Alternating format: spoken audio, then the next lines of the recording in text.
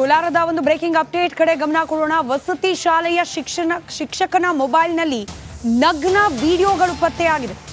ಬರೋಬ್ಬರಿ 5,000ಕ್ಕೂ ಹೆಚ್ಚು ನಗ್ನ ವಿಡಿಯೋಗಳನ್ನ ಈ ಶಿಕ್ಷಕನ ಮೊಬೈಲ್ನಲ್ಲಿ ಇತ್ತು ಅನ್ನೋ ಮಾಹಿತಿ ಇದೆ. ನಗ್ನ ವಿಡಿಯೋಗಳನ್ನ ನೋಡಿ ಆಘಾತ ವ್ಯಕ್ತಪಡಿಸಿದೆ ಹೈಕೋರ್ಟ್. ವಸತಿ ಶಾಲೆ ಹೆಣ್ಣು ಮಕ್ಕಳ ಫೋಟೋ ವಿಡಿಯೋ, ಬರೋಬ್ಬರಿ 5,000ಕ್ಕೂ ಅಧಿಕ ಫೋಟೋ ವಿಡಿಯೋಗಳು. ವಸತಿ ಶಾಲೆಯ ಶಿಕ್ಷಕ ಮುನಿಯಪ್ಪ ಸಲ್ಲಿಸಿದ್ದ ಅರ್ಜಿ ವಜಾ ಆಗಿದೆ. ಕೋಲಾರ ಜಿಲ್ಲೆಯ ಮೊರಾರ್ಜಿ ದೇಸಾಯಿ ವಸತಿ ಶಾಲೆಯ ಶಿಕ್ಷಕ ತನಿಖೆ ವೇಳೆ ಈತನ ಮೊಬೈಲ್ಗಳನ್ನ ಬರೋಬ್ಬರಿ 4 ಮೊಬೈಲ್ಗಳನ್ನ ಸೀಸ್ ಮಾಡಲಾಗಿದೆ. ಸೀಸ್ ಮಾಡಿದ ಸಂದರ್ಭದಲ್ಲಿ ಈತನ ಮೊಬೈಲ್ನಲ್ಲಿ ಇದ್ದಂತಹ ಫೋಟೋ ವಿಡಿಯೋಗಳು ಪತ್ತೆಯಾಗಿದೆ. ಪೋಕ್ಸೋ ಕೇಸ್ ದಾಖಲಾಗಿತ್ತು ಈತನ ವಿರುದ್ಧ. FIR ಕೂಡ ಆಗಿತ್ತು. ಅದನ್ನ ರದ್ದು ಕೋರಿ ಈತ ಅರ್ಜಿಯನ್ನ ಸಲ್ಲಿಸಿದ್ದ.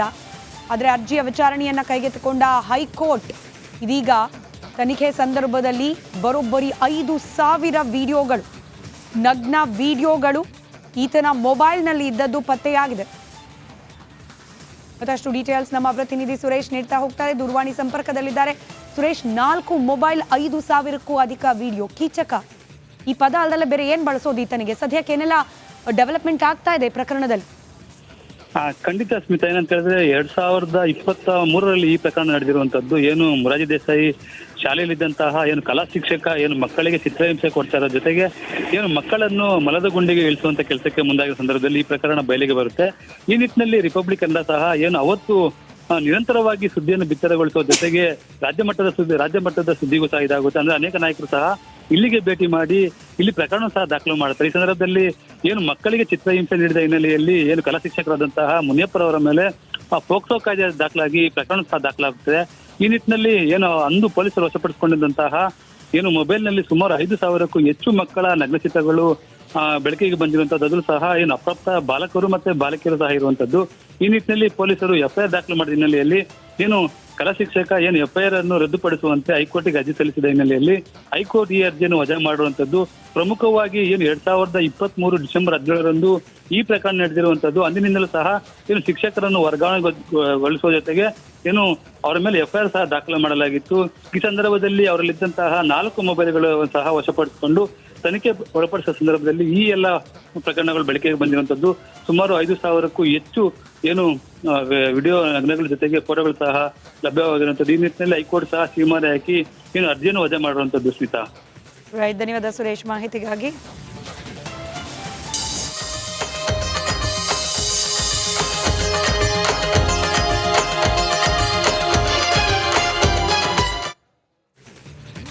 ನಾಡಿನಾದ್ಯಂತ ಗಣೇಶ ಹಬ್ಬದ ಸಂಭ್ರಮ ಮನೆ ಮಾಡಿದೆ. ಬೆಳಗ್ಗೆನೆ ಭಕ್ತಾದಿಗಳು ಗಣಪತಿಯ ದೇವಸ್ಥಾನಗಳಿಗೆ ತೆರಳಿ ಪೂಜೆಯನ್ನ ಸಮರ್ಪಿಸುತ್ತಿದ್ದಾರೆ. ಇನ್ನು ವಿವಿಧ ಗಣಪತಿ ದೇವಸ್ಥಾನಗಳಲ್ಲೂ ಕೂಡ ಇವತ್ತು ವಿಶೇಷ ಪೂಜೆ ಪುನಸ್ಕಾರ ಹಾಗೆ ಅಲಂಕಾರಗಳು ಭಕ್ತಾದಿಗಳ ಕಣ್ಮನ ಸೆಳೀತಾ ಇದೆ.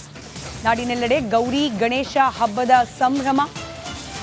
ಮುಂಜಾನೆಯಿಂದಲೇ ದೇವಸ್ಥಾನಗಳಲ್ಲಿ ವಿಶೇಷ ಪೂಜೆ ಪುನಸ್ಕಾರಗಳು ನಡೀತಾ ಇದೆ. ಸರತಿ ಸಾಲಿನಲ್ಲಿ ನಿಂತು ಭಕ್ತರಿಂದ ದೇವರ ದರ್ಶನವನ್ನ ಕೂಡ ಪಡೆದುಕೊಳ್ಳಲಾಗ್ತಾ ಇದೆ. ದೊಡ್ಡ ಗಣಪತಿ ದೇವಾಲಯ ಬೆಂಗಳೂರಿನ ಸುಪ್ರಸಿದ್ಧ ದೇವಾಲಯ. ವಿಶೇಷ ಸಿಂಗಾರ ವಿಘ್ನ ನಿವಾರಕನಿಗೆ ಮಾಡಲಾಗಿದೆ. ನಾಣ್ಯಗಳಿಂದ ಅಭಿಷೇಕವನ್ನ ಮಾಡಲಾಗಿದೆ. ಅಭಿಷೇಕದ ಬಳಿಕ ದೇವರಿಗೆ ಬೆಳ್ಳಿ ಅಲಂಕಾರವನ್ನ ಕೂಡ ಮಾಡಲಾಗ್ತಾ ಇದೆ. ವಿಷಯದಲ್ಲಿ ಗಮನಿಸ್ತಾ ಇದ್ದೀರಿ, ಒಂದ್ ಕಡೆ ಸೌತಡ್ಕ ಗಣಪತಿ ದೇವಸ್ಥಾನ, ಮತ್ತೊಂದು ಕಡೆಯಲ್ಲಿ ದೊಡ್ಡ ಗಣಪತಿ ದೇವಸ್ಥಾನದಲ್ಲಿ ವಿಶೇಷ ಬೆಳ್ಳಿ ಅಲಂಕಾರವನ್ನ ಮಾಡಿರೋದನ್ನ ಗಮನಿಸ್ತಾ ಇದ್ದೀರಿ. ಸರತಿ ಸಾಲಿನಲ್ಲಿ ನಿಂತು ಭಕ್ತರು ಗಣಪನ ದರ್ಶನವನ್ನ ಪಡೆದುಕೊಳ್ತಿದ್ದಾರೆ.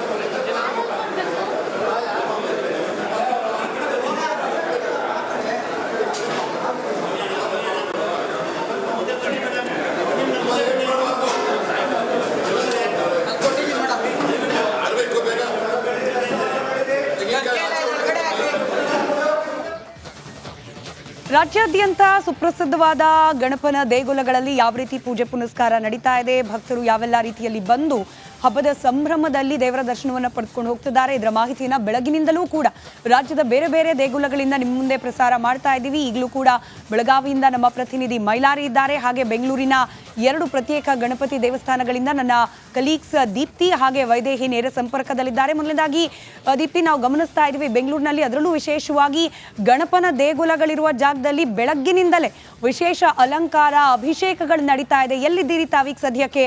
ಯಾವ ರೀತಿ ಇದೆ ಹಬ್ಬದ ಸಡಗರ ಸಂಭ್ರಮ?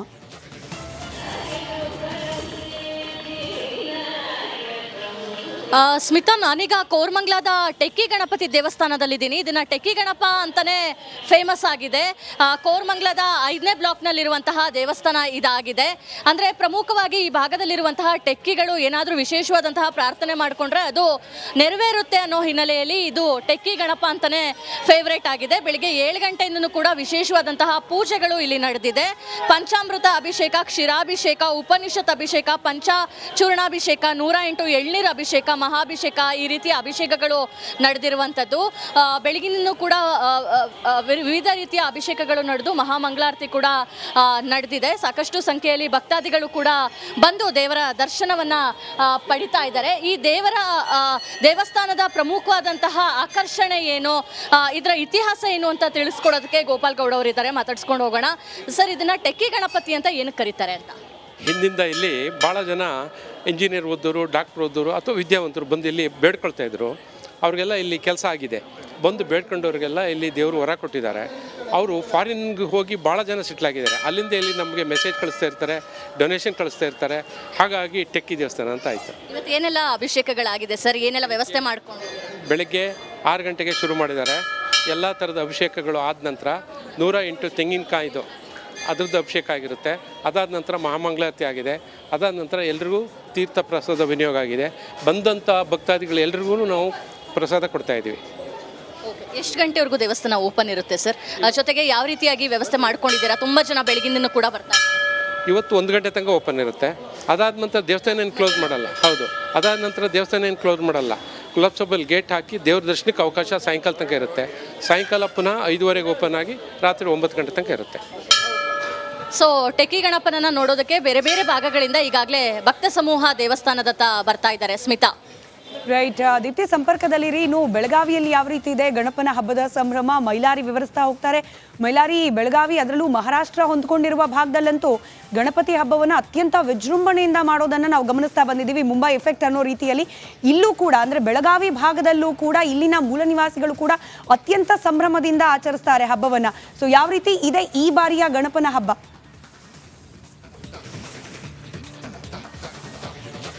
ಖಂಡಿತ ಸ್ಮಿತಾ, ಗಡಿ ಜಿಲ್ಲೆ ಬೆಳಗಾವಿಯಲ್ಲೂ ಕೂಡ ಮಹಾರಾಷ್ಟ್ರ ಮಾದರಿಯಲ್ಲಿ ಕೂಡ ಇಲ್ಲಿ ಗಣೇಶೋತ್ಸವವನ್ನು ಆಚರಣೆ ಮಾಡಲಾಗುತ್ತೆ. ಸುಮಾರು ಬೆಳಗಾವಿ ಮಹಾನಗರದಲ್ಲಿ 380ಕ್ಕೂ ಅಧಿಕ ಗಣೇಶ ಮೂರ್ತಿಗಳನ್ನು ಪ್ರತಿಷ್ಠಾಪನೆ ಮಾಡಲಾಗುತ್ತೆ. ಅದರಲ್ಲೂ ವಿಶೇಷವಾಗಿ ಈ ಬಾರಿ ಬೆಳಗಾವಿ ನಗರ